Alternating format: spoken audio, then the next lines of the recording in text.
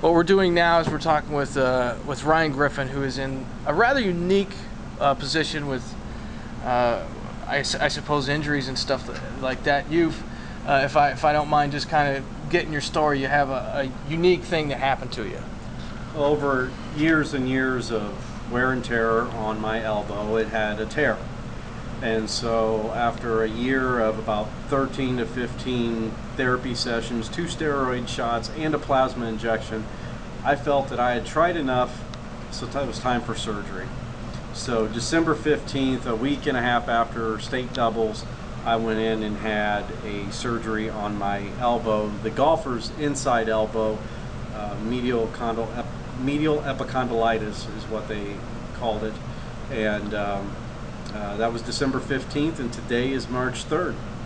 Okay, and to kind of, I know that the people that know you know that stopping playing just for the fact that the arm that you swing with is under repair didn't really cross your mind at all. So no. You went and you decided to switch arms just like that. Right.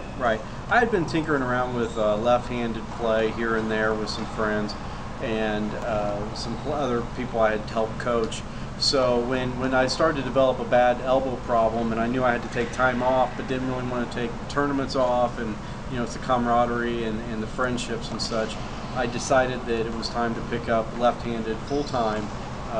And I've been playing, I think now, this tournament marks a year that I have been playing almost all full-time left-handed.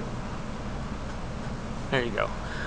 That's all right. Well, that's an incredibly a nice long time. I mean, but it's funny. Your shirt says new and improved.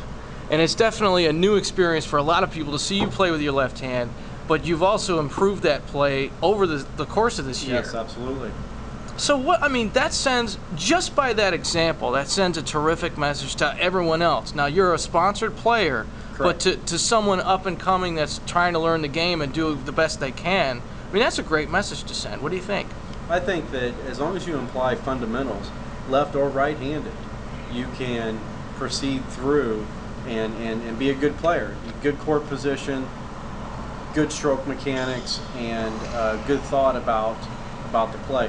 Obviously, as an open player, I have an opportunity to do that with my left hand, but it's like swinging a half a pool noodle. You take like a 6-foot pool noodle, cut it in half, and try to hit a ball that's moving at the sea level about 80 miles an hour.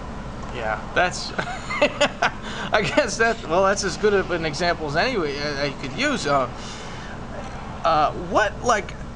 And if we switch gears just a little bit, you are a sponsored player. Right. You get a lot of equipment, but like for a non-sponsored player, what would the cost be? It wouldn't be too much, you'd think. Maybe just switch hands. Yeah, just a different glove. Or you could even take off your rubber grip if you don't use a glove, and it wouldn't cost you anything. Okay. It's not that you have a left-handed racket. It's a racket's a racket is a racket. Okay, and yes, again, back to the new and improved thing.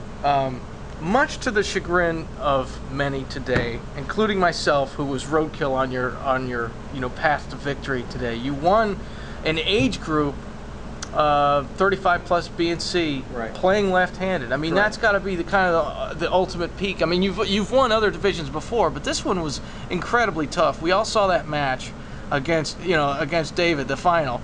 It'll be online too. You got to see it. Anyway, we all saw that. How about that? That was crazy. It was hot. It's late in the day. It's going on 9 o'clock Central Time, which is 10 o'clock home, and I got here at 11 local. And I got off that court at 8 o'clock, and I think there's maybe an hour where I haven't played. And so, yeah, it went tiebreaker. It was a great match with David, great opponent. I played him left-handed and won that division. I don't know that I've ever won that division, age division BC, as a right-handed player. And last week 2 weeks ago in Fort Wayne, I won the C division skill, which I lost today. I lost in the second round of that division. And I don't remember having actually a right-handed C title. I would have probably been 15 or 14 years old when I was in that division. Could this be a blessing in disguise? Oh yeah, absolutely. Absolutely. It helps well round you. Your torso, the core, is really important to racquetball, and it helps to round that. How'd you get through that rough match? You said you had a few emotional moments in that thing. I mean, that was tough. That was actually, well, compared to me normally, no, I wasn't very emotional. But what I did was I focused. I focused on the ball. I focused on the way it was bouncing.